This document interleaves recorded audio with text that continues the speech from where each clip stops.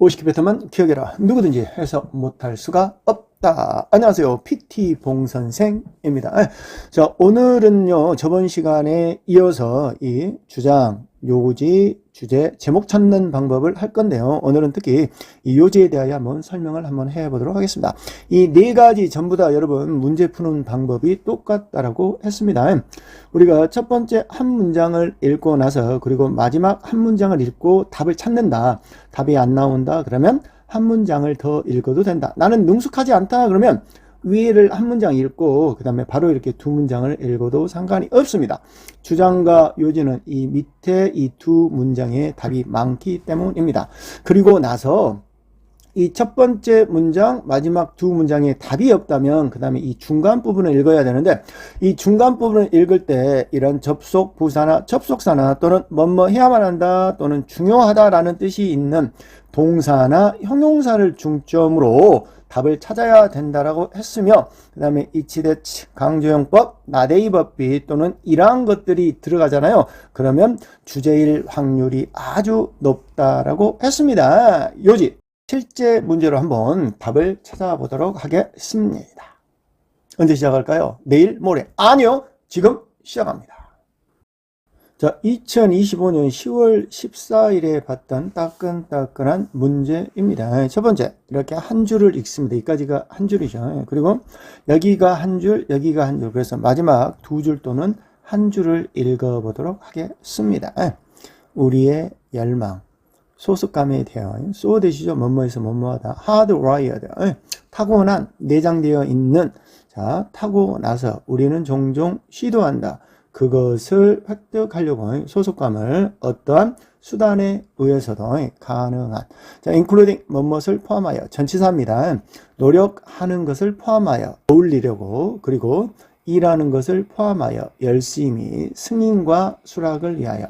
무슨 내용입니까? 소속감에 되어 있는 우리의 열망은 타고나서 우리는 소속하려고 노력한다 이런 뜻이잖아요.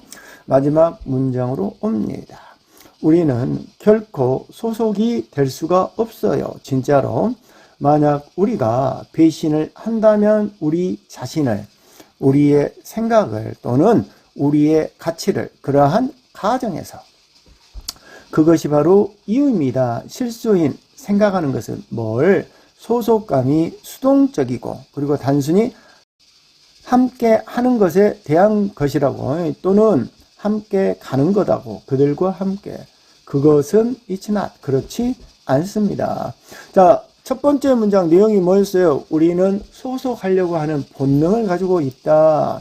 우리는 결코 소속될 수가 없다. 만약에 우리들 자신을 우리들의 생각을 가치를 배반한다면 답을 찾습니다.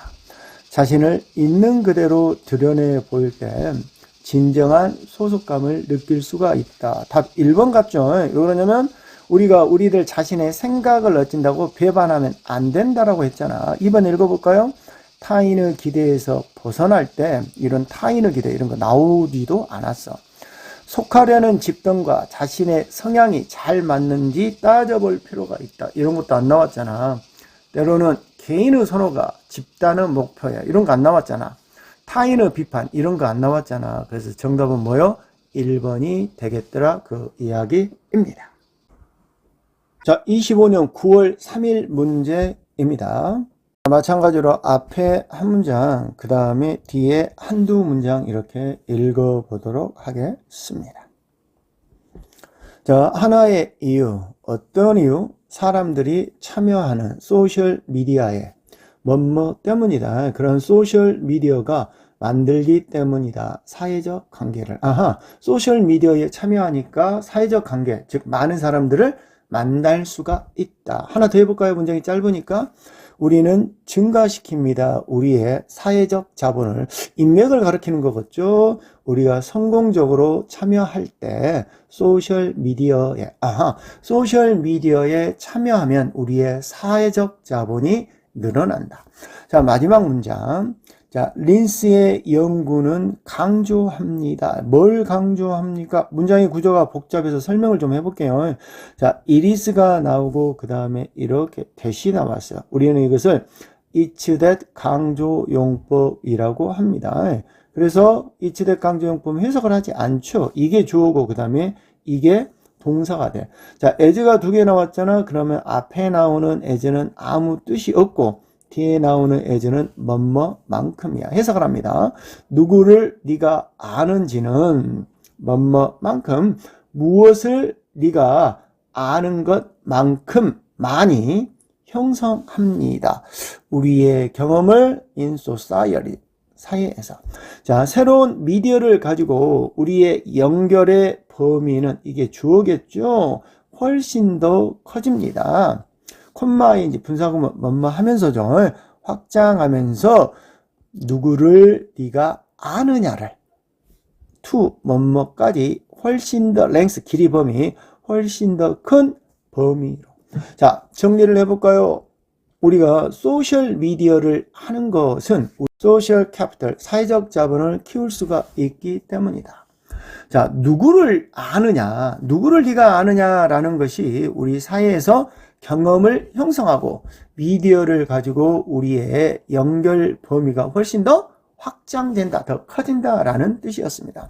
자, 답 찾아볼까요? 소셜 미디어를 통한 관계망의 확장은 중요한 사회적 자본이 된다. 사회적 자본이 된다. 관계 확장이 커진다. 답 1번이 될 확률이 아주 크죠. 사회적 규범과 가치를 공유하는 것이 인간관계 형성의 사회적 규범 안 나왔어. 뉴 미디어의 등장은 사회적 자본 형성의 방식을 변화시킨다. 안 나왔어. 다양한 인적 자본 구축은 소셜 미디어 활동에 필수적이다. 다양한 인적 이런 거 안 나왔어. 사회적 경험은 인격 함양과 세계관 확장 이런 소리 안 나왔어. 정답은 1번. 자, 2025년 7월 10일 문제입니다. 자, 처음 문장을 읽는다. 그 다음에 마지막 두 문장 정도를 읽어준다. 읽습니다. 만드는 것은 너의 마케팅을 재밌게 고객들에게 것이다. 만드는 것이다.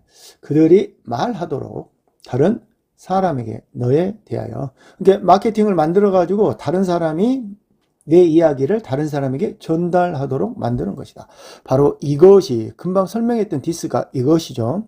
이것이 기본이다. 바이럴 마케팅. 바이럴 뭐요? 입소문 마케팅이다. 즉 입소문이다. 어떤 입소문이냐? 만드는, 궁극적으로 발생시키는 좀 더 많은 사업성을 된 뭐뭐보다 모든 광고 캠페인보다. 어떤 캠페인? PP입니다. 함께 놓여진. 그러니까 광고, 많은 광고가 있는데 그 중에서의 최고의 광고는 뭐다? 입소문이다 라고 얘기를 하고 있습니다. 자, 너의 다른 마케팅 프로모션은 채울 것이다. 그 차이를. 그리고 어쨌든 어떠한 하나의 프로모션, 선전도 커버하지 못할 것이다. 모든 메시지를. 어떤 메시지? 네가 원하는 그 광고가. 이때 프로모션을 받습니다. 그 다음에 to 다음에 동사의 원형이 생략됐죠. to 대부정사라고 하죠. 이때 커버가 생략이 됐어요. 메시지를 네가 원하는 그런 프로모션이 커버하도록. 즉 예를 들어 이런 뜻이죠. 가장 좋은 것, 네가 희망하는, 주어가 동사 한다라는 것이다. 하나의 의사소통, 메시지입니다. 메시지가 민감하게 하는 것이다. 그 고객들을 어디에 받는 것에 그 후에 메시지를. 그러니까 입소문을 통하여 그 다음에 다음에 또 어떤 메시지가 또 이 사람이 전달할까? 나 받아보고 싶네 라고 이렇게 궁금증을 유발하게 만들어라 라는 내용이죠. 자, 요지 정답 찾습니다. 즐거움을 주는 마케팅은 입소문을 통해 브랜드와 기업에 대한 인식을 향상시킨다. 그런 거 같아. 경쟁사의 마케팅 이런 거, 경쟁사의 마케팅 나오도 안 했잖아. 브랜드 이미지 제고를 위해 브랜드 이미지 제고 이런 거 안 나왔잖아. 고객의 피드백을 충실히 반영하여 제품의 질을 개선 이런 거 안 나왔잖아. 유머에 우전한 마케팅은 브랜드 이미지를 손상시킨다. 이런 거 안 나왔잖아. 그래서 정답은 1번이 되겠습니다.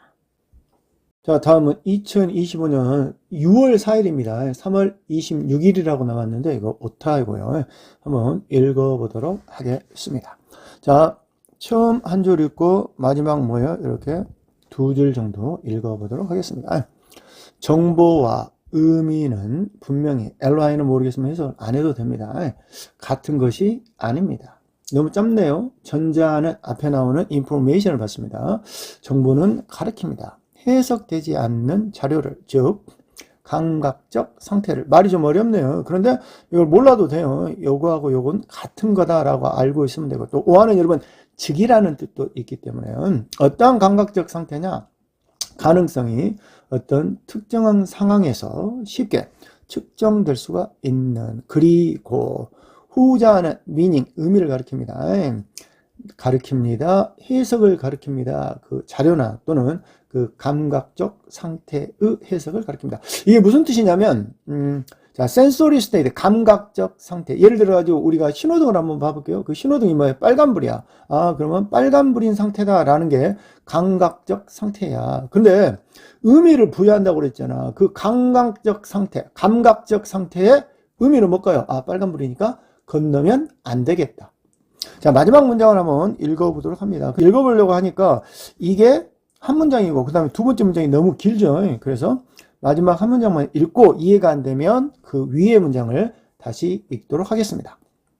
해석이라는 것은 존재한다. 비동사 뒤에 전치사가 나오면 있다야 있다. 있습니다. 코어, 핵심에, 중심에, 모든 것의 핵심에 존재한다. 이게 뭐예요? 해석이 중요하다 이런 뜻이죠. 우리가 하는, 그리고 생각하는, 그리고 우리가 느끼는 모든 것의 중심에 해석이 있다. 자, 답을 한번 찾아볼까요? 자, 우리는 정보를 해석함으로써 의미를 만들어낸다. 답인 것 같죠? 우리는 경험적 확률, 이런 거 안 나왔잖아. 정보 양이 너무 많으면 안 나왔잖아. 우리가 읽은 것 중에 정보의 진위 여부 안 나왔잖아. 정보 해석의 개인의 감정, 이런 거 안 나왔잖아. 그래서 정답은 1번이 되겠더라. 그 이야기입니다. 자, 오늘은 여러분 주장, 요지, 주제, 제목을 찾는 것 중에서 요지 문제를 함께 풀어봤습니다. 중요한 건 뭐예요? 위에 한 문장, 밑에 한 문장 또는 두 문장으로 여러분 정답을 찾아낼 수가 있어야 돼요. 이 주장과 그 다음에 요지는 거의 여러분이 위에 한 문장, 밑에 한두 문장에 거의 90% 이상이 다 나와 있습니다. 한 문제를 한 100문제 정도 풀어보신다면 여러분도 저와 같이 쉽게 풀 수가 있을 겁니다. 근데 지금 나 해석이 안 돼서 못 풀겠어요. 그럴 땐 여러분 50개 패턴을 기억하시기 바랍니다. 오늘도 반복하는 하루가 됐으면 좋겠습니다.